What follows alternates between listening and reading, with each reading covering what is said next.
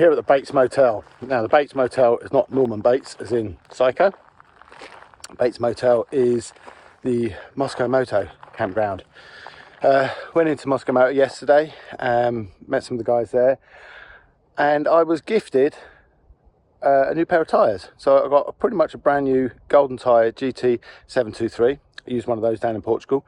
Great in hard pack, great in sand, and I've also been given basically a brand new Motos Rousey Desert Tractonator as well. So today's job, not that I really want to be doing it, is changing tyres yet again. Been here a few days now. We're at the Mosko Moto campground. So this morning, Charlie's bike is still down at the bike shop after the breakdown the other day. Parts are due today. He's going to get a taxi there. Sven and Ellen and myself are probably going to hit the Oregon BDR, start heading south, and I'm making my way towards Medford, where I'm going to meet up with a long-standing friend in the Jeep world. Goodbye to the Germans. They're off on the BDR. Charlie will be going to get his bike, and I'm going to see someone in Portland before I head down to the bottom of Oregon. Time's ticking, so I'm not going to get to do the BDR.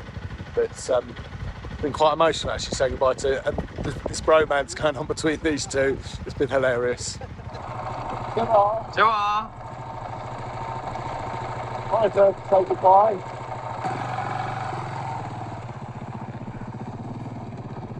And then another one leaves me.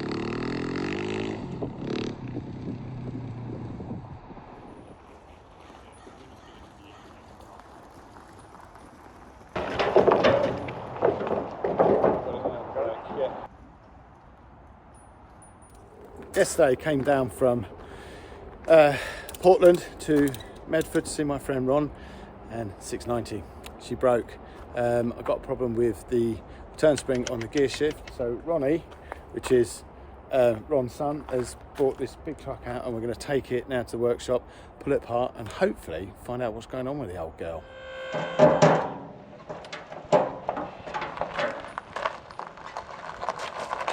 Update on the 690. As I suspected, the return spring on the gear selector or the gear shift shaft had snapped. Thankfully, the broken piece didn't go inside the gearbox and chew everything up. It was just sat on the edge of the case and was able to fish it out with a magnet. I've spoken to motorsport.com, and they're overnighting me a new gasket and a new spring. I'm actually here at my friend's place, Ron. Ron runs a company called Ron Fitzpatrick's Jeep Parts, and he deals with World War II Jeeps and some post-war Jeeps, the CJ2, etc. And just behind me, up on that ramp, is a World War II Jeep, and out in the parking lot, as they call it, is a stack of 9. They're about to go off to the UK. I'm going to bore you with this, but I met Ron 20 odd years ago on a forum that he had set up, which was a mecca for wartime Jeep restoration. And I've been lucky enough to finally, after all these years, visit this amazing place full of Jeeps. I'm like a pig in poo.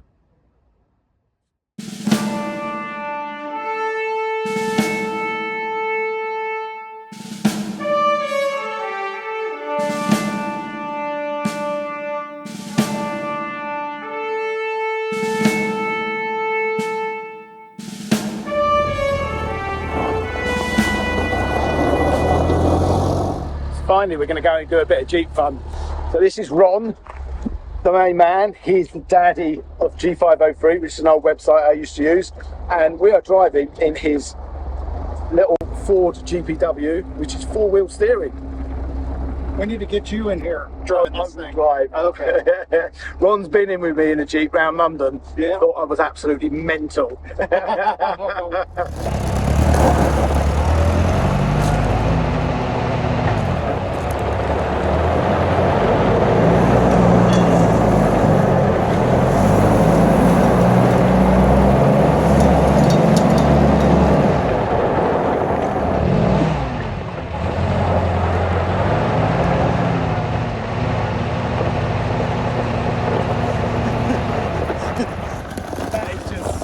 fun. I love it. I want one. You Add to my collection. Yeah, You go on. Monday morning. Been here 5 days now, waiting for this part that seems to be on its way down from Portland.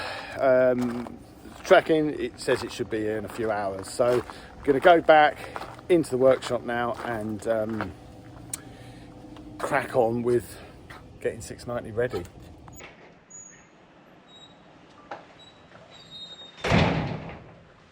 Finally, my parts have arrived. Should have been here Saturday, but the guy didn't click or mark the box saying Saturday delivery. So, yeah, well, I've got them now, so I'm going to get the bike fixed. It's been a interesting week or two since I left Canada. Stopped at the Mosko place, stopped in Portland for a few days. Then I got down to my friend's Ron, had issues with the gear lever return spring, so I've been waiting for parts of that. I've finally got my replacement tablet. I've sent off my dead one back to ADV Tim. I've got returned my Garmin, and now I am heading towards Bonneville Salt Flats. I think I'm going to head inland and try and get there before the weather changes.